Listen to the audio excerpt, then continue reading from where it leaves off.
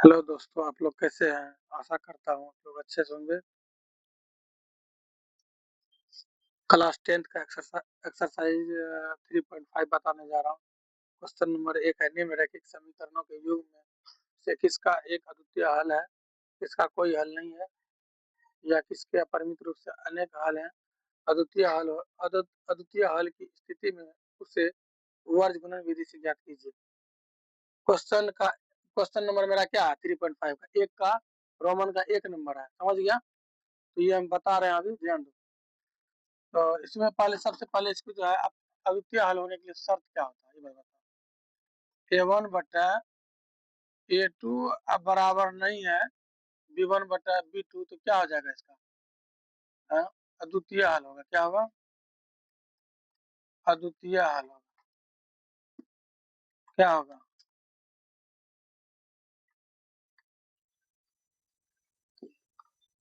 अद्वितीय हल। समझ में आया बात? अगर A1/A2 बराबर B1/B2 बराबर क्या हो जाएगा? C1/C2। ठीक है, ध्यान। A1/A2 बराबर B1/B2 बराबर C1/C2 क्या हो जाएगा? अपरिमित रूप से अनेक हल होंगे। क्या होगा? अपरिमित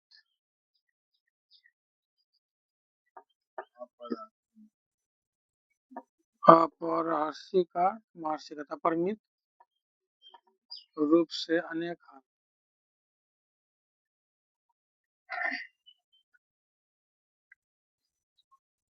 अपरिमित रूप से अनेक हल। ठीक है, तीनों बराबर होगा तब A1/A2 बराबर क्या हो जाएगा? B1/B2 बराबर C1/C2। इसका क्या होगा? कोई हल नहीं होगा, ध्यान देना।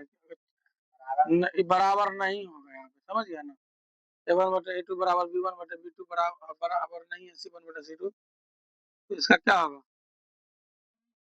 कोई हल नहीं होगा। ये हो जा इसका क्या होगा? कोई हल नहीं होगा। ये जो हम बताए अभी कुछ बीजीय गणितीय वाला बताए, बीजीय गणित के निरूपण से समझ में आया। अगर इसको जो है ग्राफीय निरूपण से बताएंगे तो इसका अलग होगा। समझ में आया बात? इसका ये जो पहला पहला का क्या हो जाएगा? तो प्रतिच्छेदी होगा, पहला में होगा ना। किसमें प्रतिच्छेदी होगा? ये बार बताओ।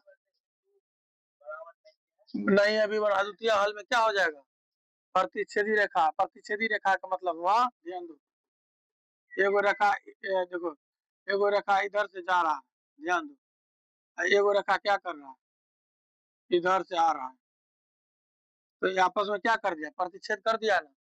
हाँ, बात को समझो।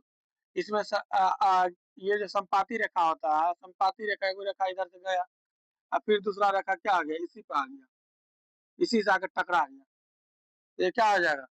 संपाती हो जाएगा। नहीं समझा? ये जो है क्या बोलते हैं, कोई ये अपरिमित रूप से अनेक हुआ, ये समांतर रेखा जिसको कहते हैं। समांतर रेखा, एगो रेखा इधर से गया, एगो रेखा इधर से आ रहा है। समझ में आया? यानी ये दोनों रेखा के दोनों में आपस में क्या है? एक दूसरे को नहीं काटेगी। दोनों रेखाएं क्या करेगा? एक दूसरे को नहीं काटेगी। इसका मतलब ये है कि ये जो है मेरा क्या हो गया? ये बताओ, समांतर रेखा है ना, हो गया ये संपाती हो गया, ये क्या हो गया?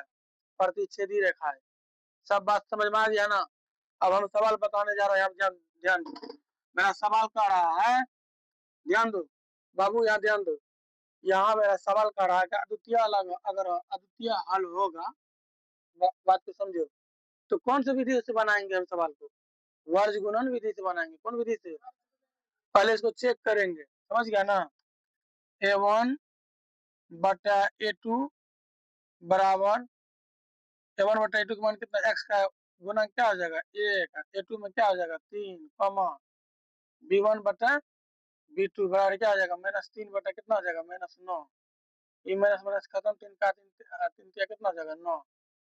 यहाँ क्या हो जाएगा? C1/C2 -3 बटा क्या आ जाएगा -2, ये माइनस माइनस खत्म, यानी A1 बटा A2 बराबर कितना हो जाएगा बटा 3 कॉमा B1 बटा क्या हो जाएगा B2 हमको 1 बटा 3, यहाँ पे देखो ध्यान दो कॉमा C1 बटा C2 क्या हो जाएगा A1 बटा A2 कितना हो गया हमको 1 बटा 3, B1 बटा B2 कितना हो जाएगा 1 बटा 3, C1 बटा C2 कितना हो जाएगा मेरा 3 बटा 2।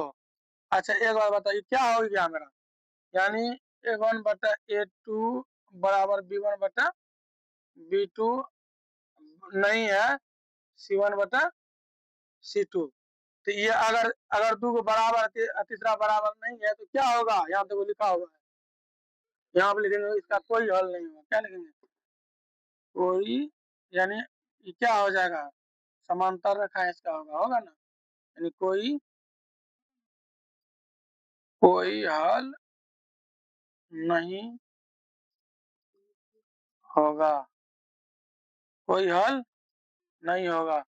ये बात बताओ सवाल यही पे बन गया है, इसको आंसर हम कर सकते हैं, बोलो कैसे, क्योंकि मेरा अगर अद्वितीय हल होगा तब ना वर्गमूल विधि से बनाएंगे, ये तो है नहीं, तो यही पर हो जाएगा A1 बटा A2 बराबर B1 बटा B2 नहीं, C1 बटा कोई हल नहीं होगा, बन गया मेरा, ठीक है।